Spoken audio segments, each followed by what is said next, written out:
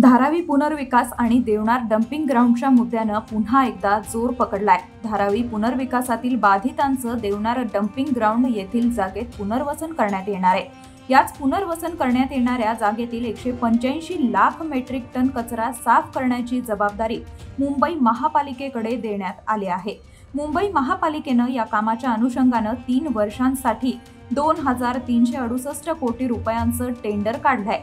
सध्या याच टेंडरवरून विरोधकांनी सत्ताधाऱ्यांना चांगलंच फैलावर घेतलंय। जमीन अदानीला आणि खर्चाचा बोजा मुंबईकरांवर का असा सवाल त्यांनी उपस्थित केलाय। हाच मुद्दा लावून धरत दैनिक आपलं महानगरनं देखील याबाबतचं वृत्त प्रकाशित केलं होतं। याच बातमीचा आधार घेत विरोधकांनी सुरू असलेल्या पावसाळी अधिवेशनात सत्ताधाऱ्यांना झोडपून काढलंय। अध्यक्ष महाराज, धारावी पुनर्विकास प्रकल्पात जे लोक अपात्र ठरणार आहेत त्यांना रेंटल हाऊसिंग मध्ये ठेवले जाणार आहे।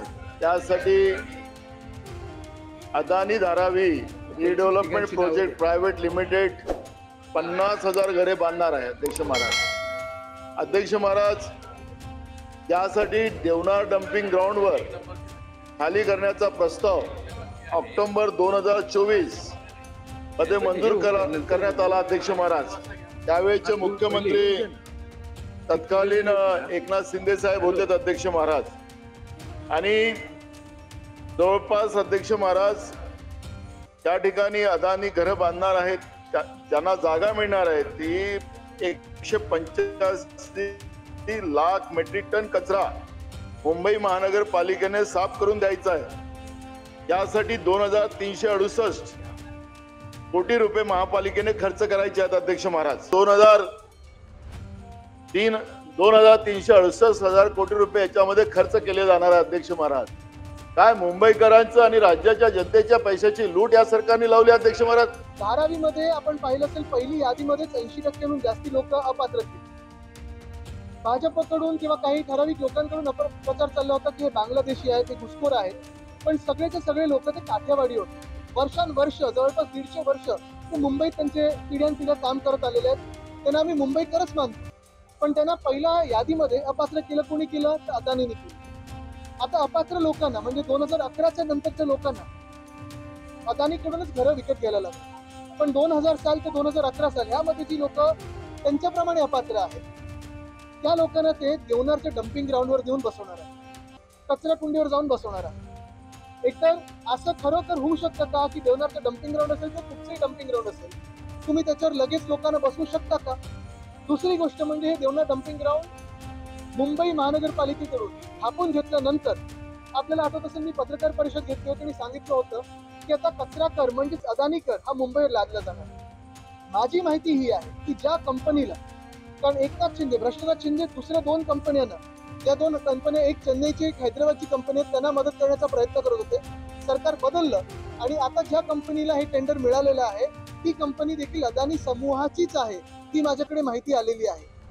म्हणजे एका बाजूला धारावीच्या नावावर, पुनर्विकासाच्या नावावर लाखो लोकांना तुम्ही बेघर करणार, मुंबईतले हजारो एकर जमिनी तुम्ही घशात घालणार, आणि तिसऱ्या बाजूला मुंबईकरांवर अदानी कर म्हणजेच कचरा कर लावून तो जो कचरा आहे जो त्यांनी स्वतःच्या खर्चाने स्वच्छ केलं पाहिजे, कारण जागा ढापलेली आहे, त्या कचरा साफ करण्यासाठी पण तुम्ही मुंबईचेच पैसे घेणार आहात, मुंबई महानगरपालिकेचे पैसे लुटणार आहात।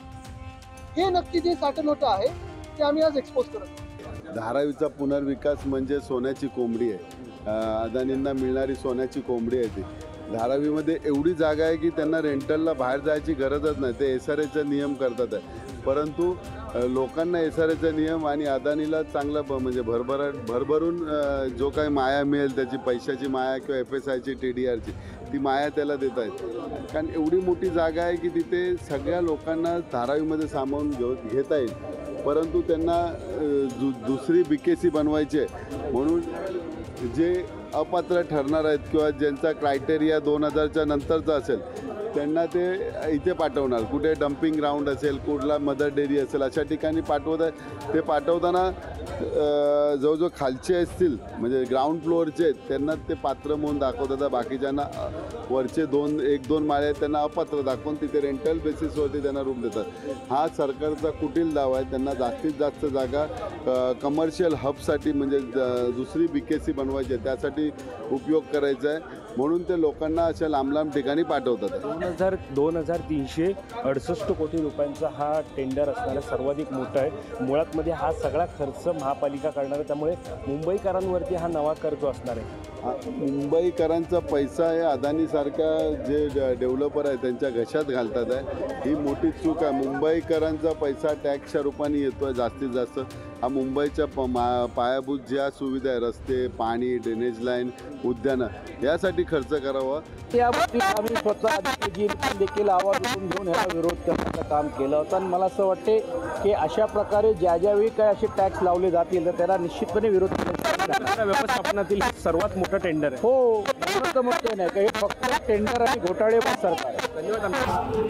मुंबईकर जनतेला हे पूर्णपणे माहीत झालेलं आहे की हा नेमका प्रोजेक्ट कोणाच्या फायद्यासाठी. कारण एक धारावीच्या नावाखाली मुंबई शहरातल्या मोक्याच्या जागा त्यांना देणं, मुंबई शहरातल्या ज्या काय खरं म्हणजे मुंबईकरांच्या ज्या गरजेच्या गोष्टी आहेत पुढे दुर्लक्ष करून केवळ त्या ठिकाणी अदानी जे मागेल किंवा अदानी जे सांगेल ते करणं हा सध्या प्रशासनाचा एकमुखी कार्यक्रम.